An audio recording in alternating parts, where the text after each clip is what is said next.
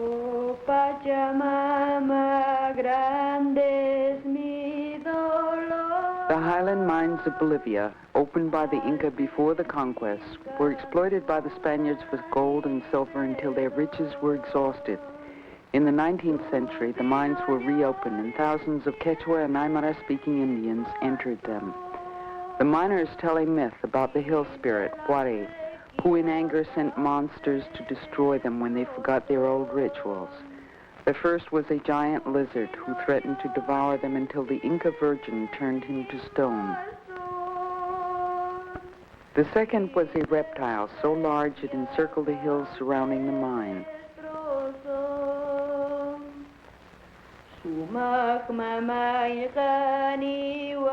The third was a horde of ants that the Virgin turned to sand dunes. These can still be seen in the southern part of the town. The miners resumed the customs of their agricultural past, sacrificing a llama whose heart is offered to the hill spirit, who they call uncle, or the devil.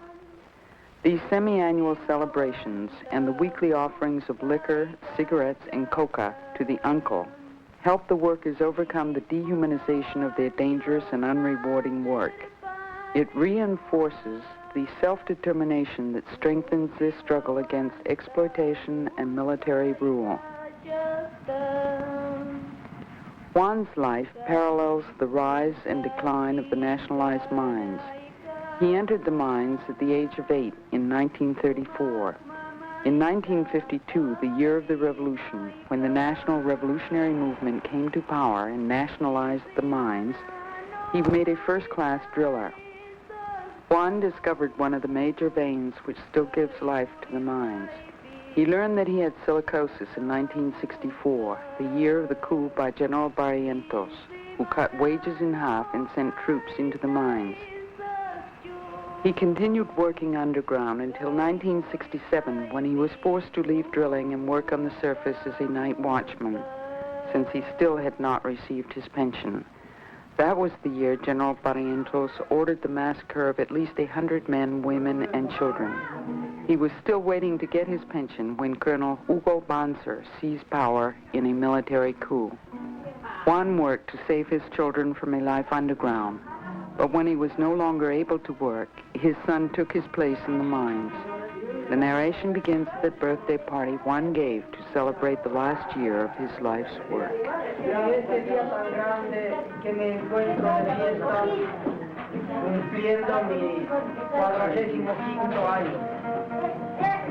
Durante estos 39 años de servicio que he tenido en mi patria, lo he gozado muchas veces tristezas, muchas veces alegrías, y muchas veces lo he gozado también de la vida feliz.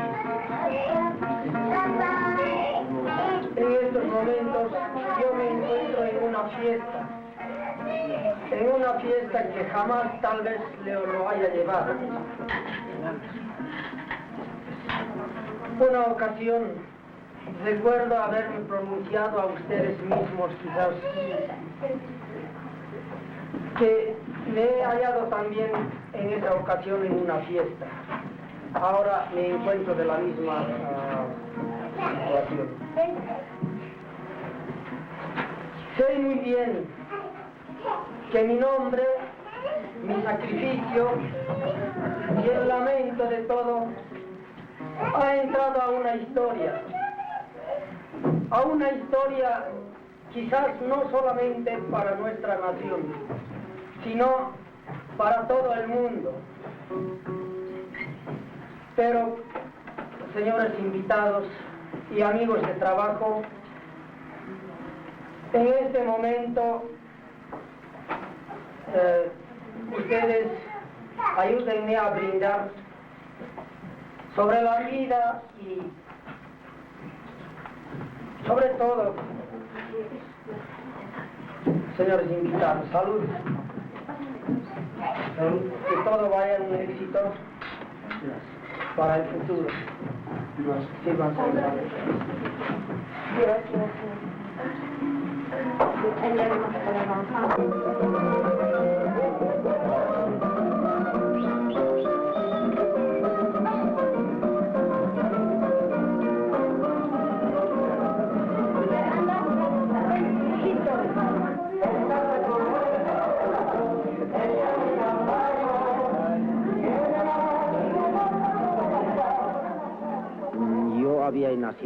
I was born in the mining camp of Morocco-Cala in 1926. My father worked in the mines. His brother died there from lung disease, and he was determined to escape the mines.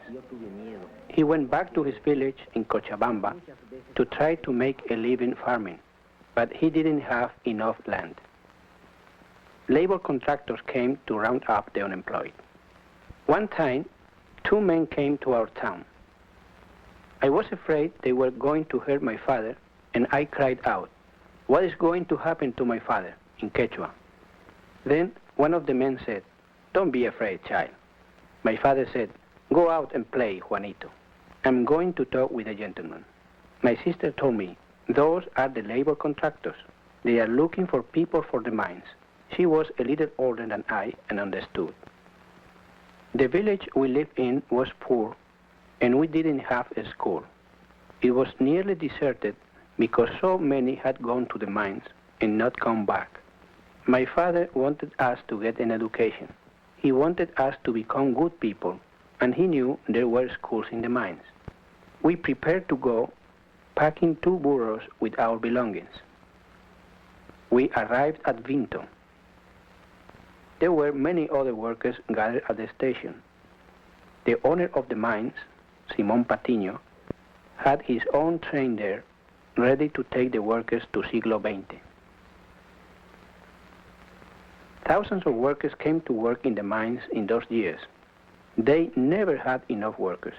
It is not like today, when half the people cannot find work. Very few live more than 5 or 6 years. The air was very oppressive, and there were many accidents. Women worked in the mines selecting the ores because they didn't have concentration machines in those days. Around every mine, there were placer miners panning the waters that came out of the pits. When we arrived in Yayagua, the mining camp of Siglo XX, we were given a house. Although there were rows and rows of houses, there was never enough room for all the workers.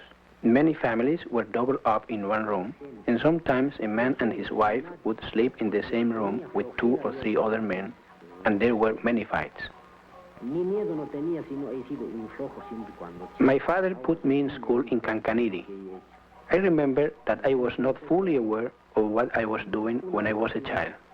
Now I appreciate how my father used up his lungs, sacrificing himself to give me the opportunity to go to school.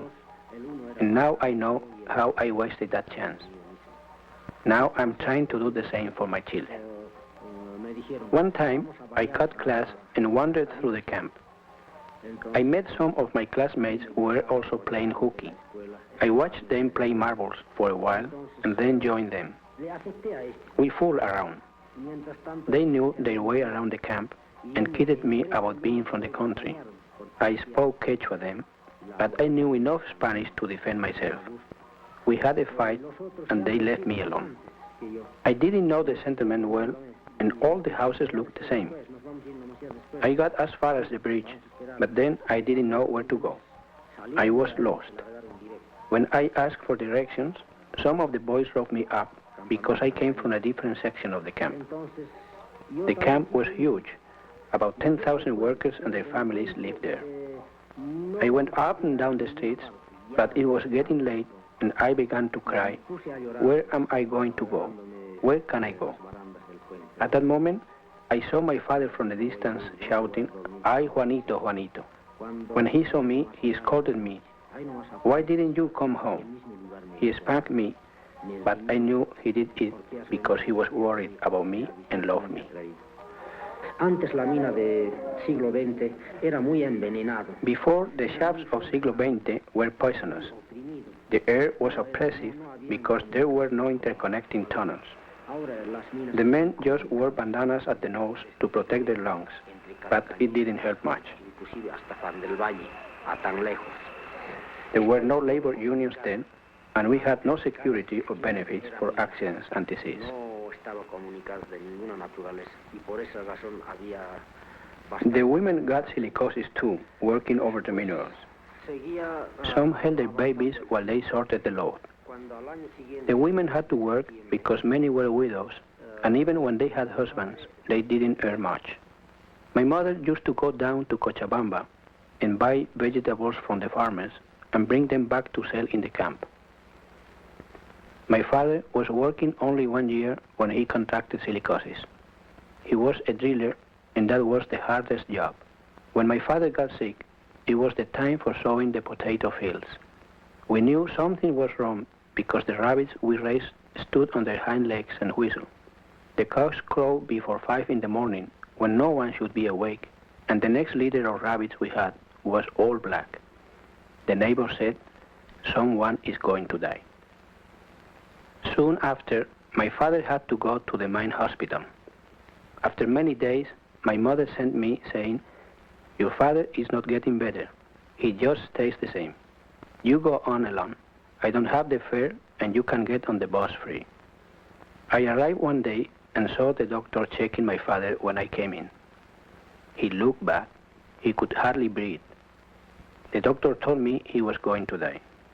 Soon after, they called us to the hospital and told us he was dead. My mother put on her mourning clothes and we went to the funeral. We buried him in the cemetery in Yayagua, but we didn't even have money for a gravestone.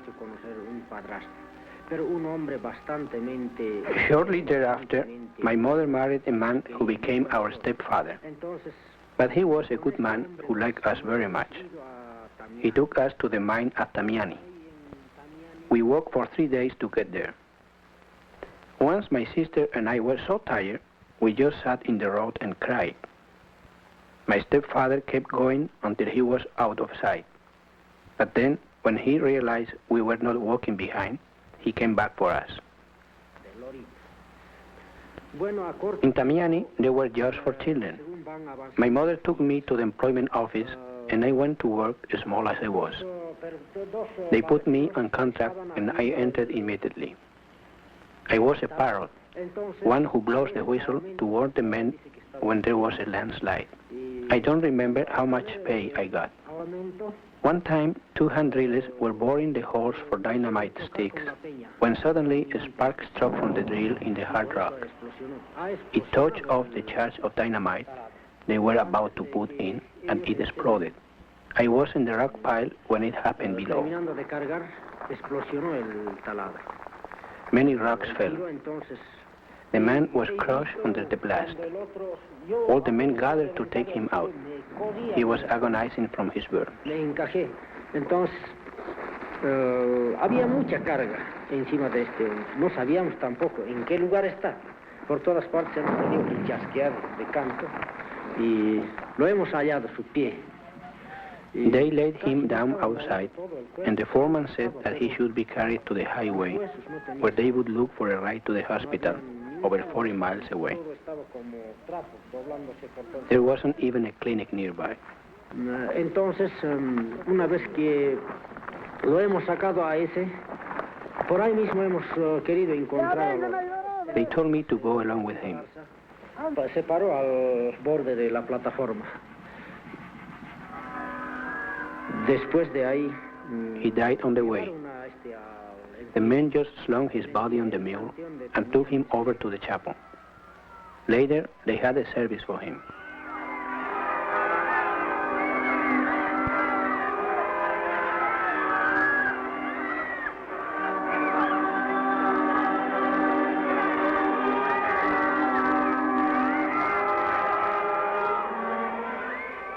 The next day, I went to work as usual. I felt very sick. I could hardly move my legs, and I asked the foreman if I could go home. I almost had to crawl to the door. My mother put me in bed and went to the Yatiri's house.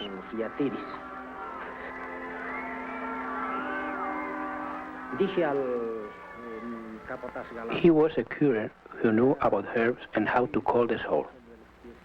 He said I was paralyzed from fright and would call my soul. While my mother sat there, he prayed to a skull he had found in a trash heap near the mining camp. My stepfather took me to the clinic where they massaged me and gave me tonics, but the next day I still couldn't move. It was the Yatiri who cured me.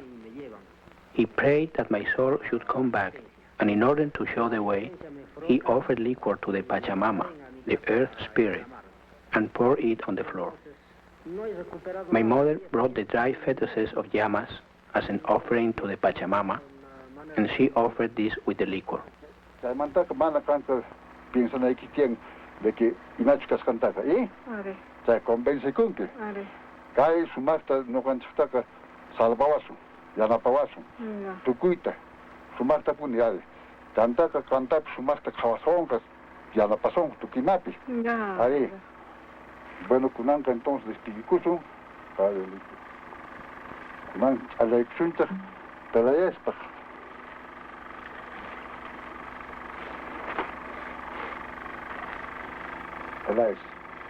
Tienes que ayudarnos siempre y ayuda a los que están, ¿no? Pero date cuenta bien, fíjate, bien yo te digo, para decir perdón de lo que te he bajado y te he dado a conocer a la gente.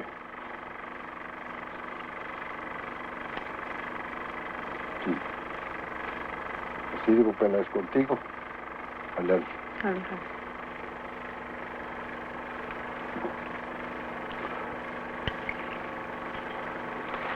Ángel López ahora, para Peláez. Peláez, ahora me vas a ayudar en todo mi trabajo. En lo que vivo solitario también me vas a ayudar, me vas a cuidar. Yo no te voy a olvidar con vela. Debe estar recordando siempre cuando somos vecinos. Peláez, perdónanos de lo que te hemos hecho hacer desnudar. Estás abrigado. Ya. ¿Sigue contigo, Peláez? Peláez contigo me sirve. Es que, perdón lo que te he bajado y te he descubierto.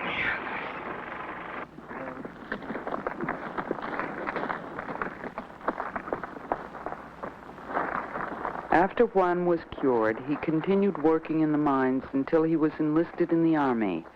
While in service, President Villarroel was killed, marking the end of the first period in office of the National Revolutionary Movement. Juan resumes his narrative with the year 1946, when he returned to work.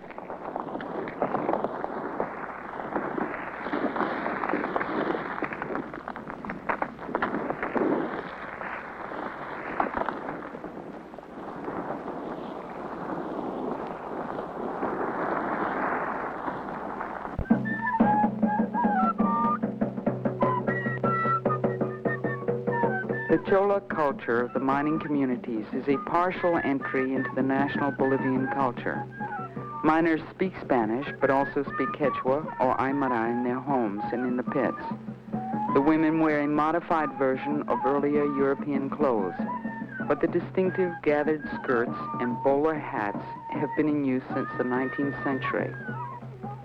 The people in charge of the fiesta for the saints brand old silver objects made of the silver from Potosi. It symbolizes the riches of the mines, which few of them could afford to own. Pre-conquest and post-Hispanic cultural elements join. Each is a distinct but integrated part of the fiesta. The pre-conquest music of panpipes and drum initiates the fiesta and is followed by the Spanish tunes of the cueca.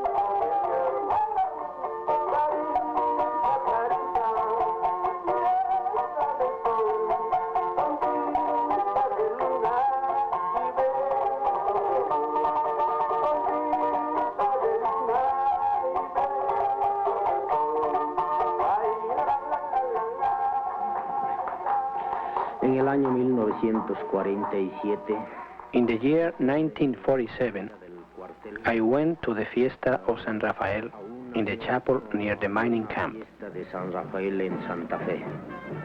Era una fiesta It was a great fiesta, a beautiful one to celebrate.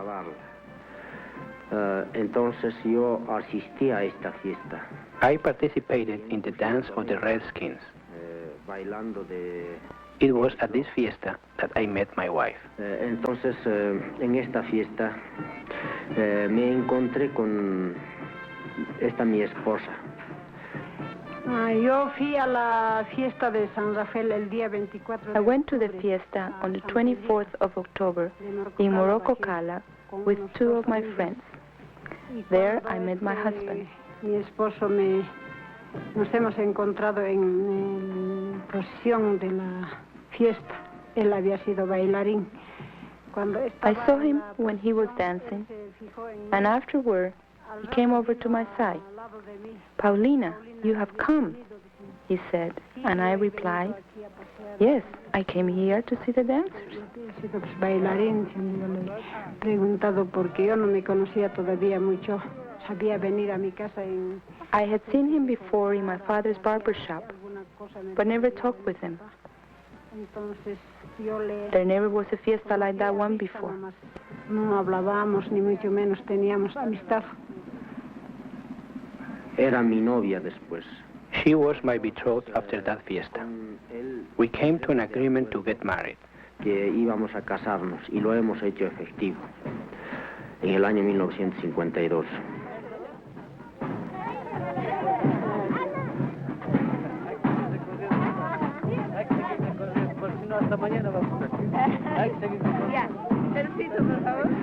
Entonces me puse en sí pensativo. Then I went to her father to ask her hand in marriage. My mother-in-law accepted my suit because she knew my mother, and she always spoke kindly to me. La señora cuando le hablaba siempre me hablaba con todo cariño. But my father-in-law did not accept me. He was drunk and took offense. He must have thought I didn't know how to work and couldn't support his daughter. When I got out of the army, I was small. I filled out since then, and no one would have thought I could work like I did.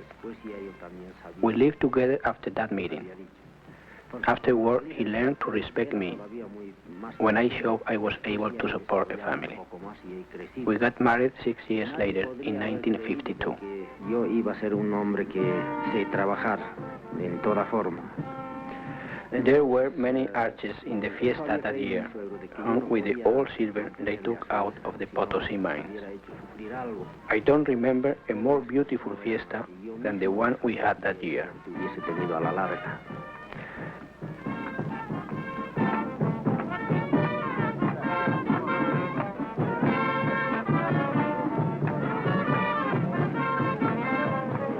En el mes de mayo de 1952. I went back to work in May of 1952. In the month of April, the revolution broke out. The government of the National Revolutionary Movement took power with the support of the mine workers, and Victor Paz Estensoro entered as president. A year after he took office, he decreed the nationalization of the mines. There was a great ceremony on December 21st, 1953. It was declared the Day of the Miners because over a decade ago, the miners were making demands for an increase in wages on that day. We marched peacefully toward the offices of the Simón Patiño Mine Company. The army was mobilized on the hills surrounding the offices with the rifles ready. The men fell back, but Maria Balsola, a woman who worked in the concentration pits, seized the national flag and said, "It is we women who have to tell the children there isn't enough to eat. It is better to die from the rifles than from hunger." That day, the army opened fire, and she was the first to die. When we nationalized the mines, we dedicated the field where the ceremonies were held to Maria Balsola. When we worked as pirquiñeros, we had contracts with the owner. many hand drillers work in a team with carters and cleaners, dividing up the yield of the mineral we took out. After the revolution, we work in teams of two, the master driller and his helper. Our contract was based on the minimum daily wage plus a percentage based on the number of cubic meters we took out. In the old days, men used to sleep in the mines to protect their vein when it was a good one. There was a great deal of jealousy. After the revolution, there was more unity among all the miners wherever they worked. We had workers' control and a say in the management. From 1946 to 1952, I had never used anything more than a hand mallet. The foreman told me he was going to make me a first-class driller with a mechanized drill. I told him, "But engineer, I never touched a drill before." He said, "That's all right. The machine itself will teach you." On the first day, my fingers went to sleep. I didn't feel anything. Even afterward, when I got used to it, when I was drilling and a rock fell and hit me, I didn't feel or see it. I never even noticed the blow. I would just see the blood and I would look for the place it was coming from. We had a blacksmith shop right inside the mines. It was hard to get replacements for the drills, and we had to make use of all the materials to the limit.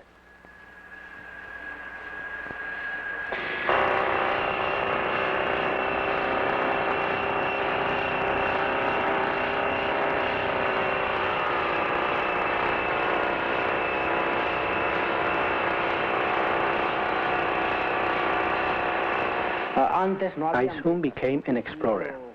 We were losing production and the mine was threatened with being closed. There wasn't any mineral left in the veins opened by the private owners. When the new superintendent came, he tried everything to find new veins. They hired 3 German geologists who said that the mine was exhausted, but the superintendent didn't give up. He called upon us drillers saying, "Where can we find veins? You men know where they are. You have worked all over the mines and know every part. You can go out there and come back and tell where we should proceed." So I told him, "Why not, engineer? I have seen small veins in many parts that I didn't pay much attention to because they were very narrow. Since you have just come here and are new at this job, why don't you make a sacrifice to the uncle and then you find some veins?" And so he said, "We will have a fiesta on the 1st of May. We will sacrifice a llama and prepare a big meal in Pairumani." The engineer brought the llama. All of us approached the animal and kissed it, saying we were sorry we had to do what we were going to do. A yatiri cut the jugular vein, and we cut the blood in white basins that we took to our workplaces, where we offered it to the uncle, saying, "Drink this instead of my blood." And we threw some at the mouth of the mine.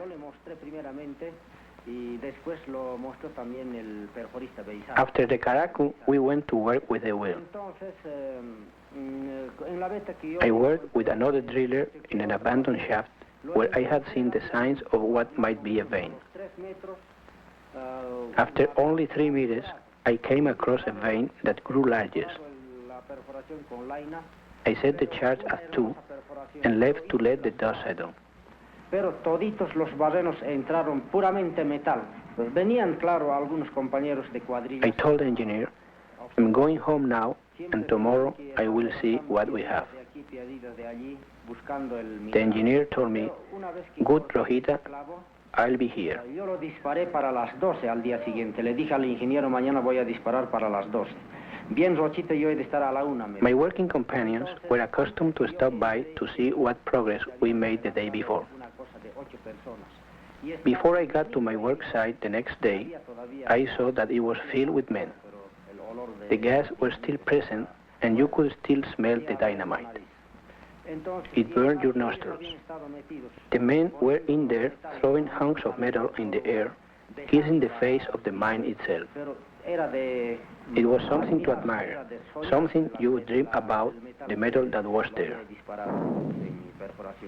The uncle had given us his riches because of the caracu.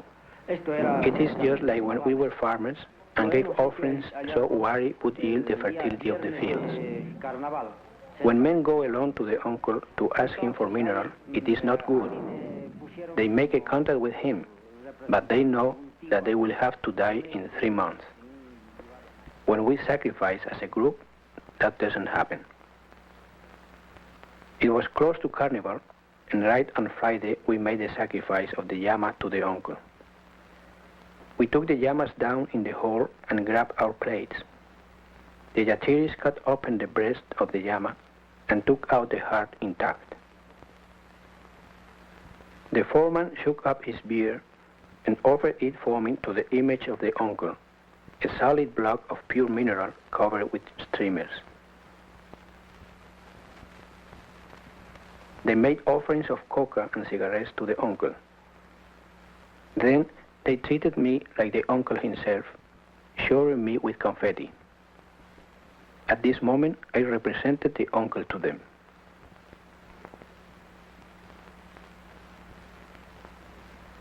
We think of Wari as our uncle when we are in the mines.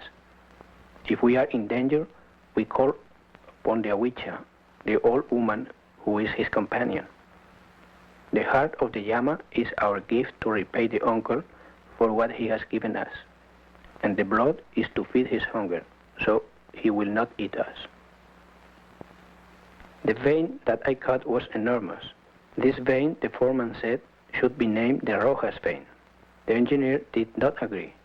He said the one who should name it is Rojas. So I thought a bit, and it came to me that we should call it the future. I said, I'm calling it the future because it is something I discovered to give a future for all of us, not just this mine, but for the whole country. When we danced in Carnival that year, we dressed like the devil, showing our faith in the uncle and in the future of the mining community.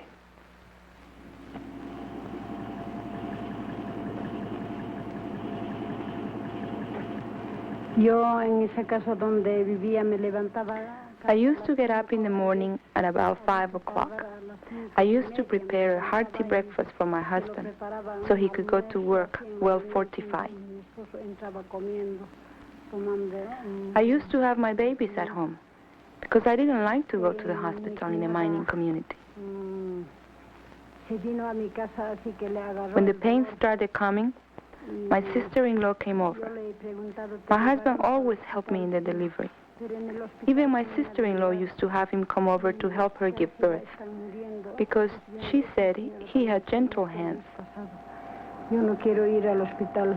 Usted nomás, mírame en mi casa, o sea, en mi casa nomás. My wife told me that I would have to learn to take care of the placenta when the baby was born, and my mother-in-law instructed me as to what should be done. She said you have to wash the placenta very well, because if you fail to do so, the child gets very dirty. At any moment, the child will urinate or defecate and won't get well trained. Then the people would criticize us, my mother-in-law told me. I remember all that I had to do. With the placenta, I had to bury a piece of blank white paper.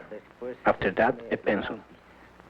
This paper and pencil is put there so that when the child is old enough to go to school, it will help him in his schoolwork and he will not be lazy.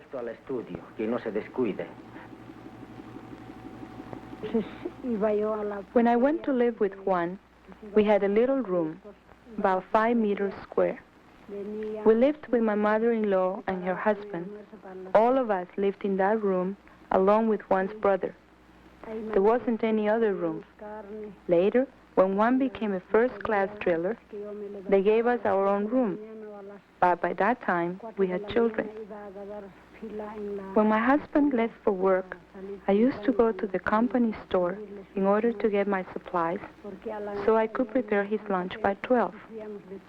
Sometimes there would not be meat in the company store, or it would be in short supply. I would get up at 3 in the morning and go and get my place in line.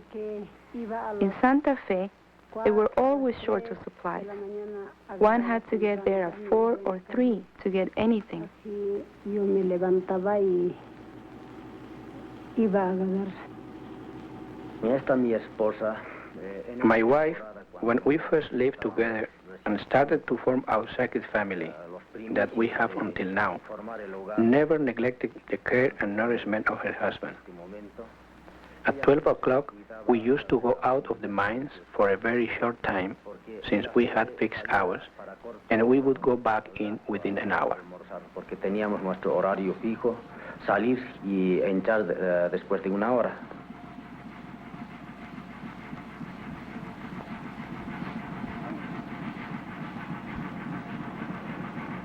Yo tengo un hijo mayor. I have an older son named Facundo, who is now working in my place in the mine, supporting us. He didn't want to study. I used to try to remind him of the importance of studying. I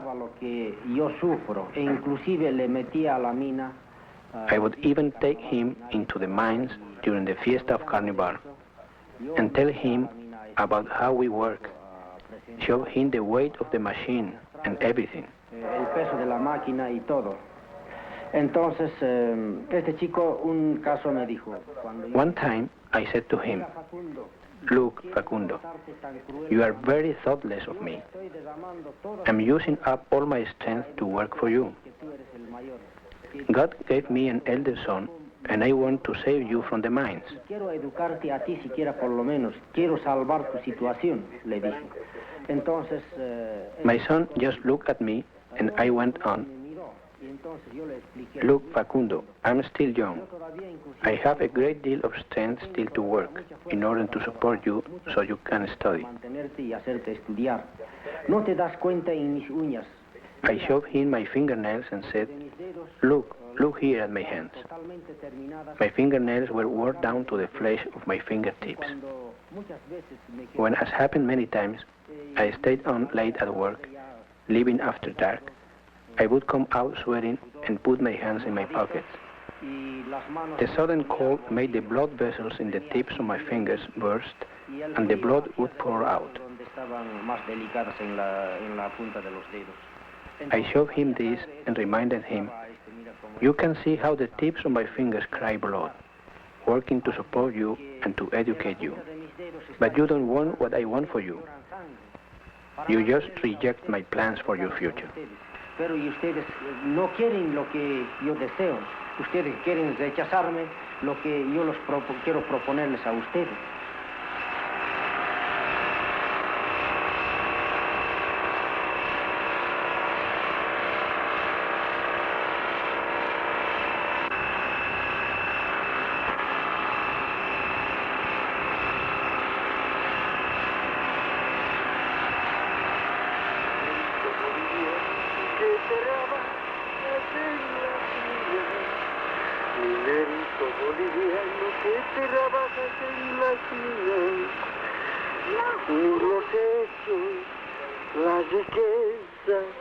Que has explotado, minerito, habían hecho a esta patria tan sufrida y humillada. Minerito boliviano que trabajas en las minas, minerito boliviano que trabajas en las minas. Ni vasientos, ni obando, jamás podrán humillarnos. Ni bazocas, ni cañones, jamás podrán humillarnos. Minerito boliviano que trabajas en las minas. Minerito boliviano que trabajas en las minas. Habían hecho lo que han hecho militares desgraciados. Habían hecho lo que han hecho militares desgraciados. Ay la la la la la la la, ay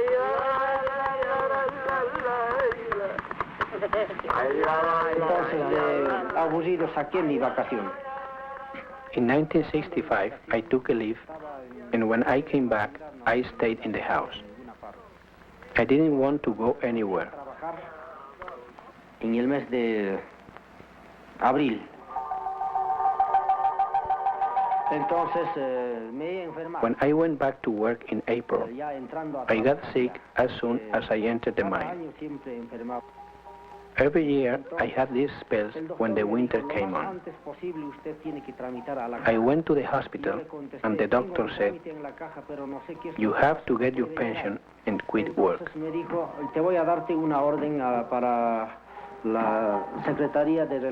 I told him I had already applied for it, and it hadn't come through.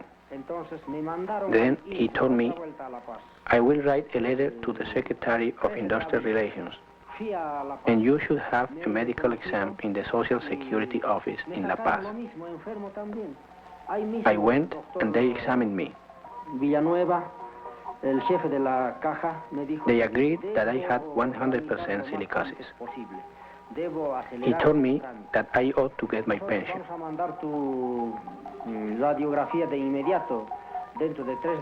But for 4 years, it never came.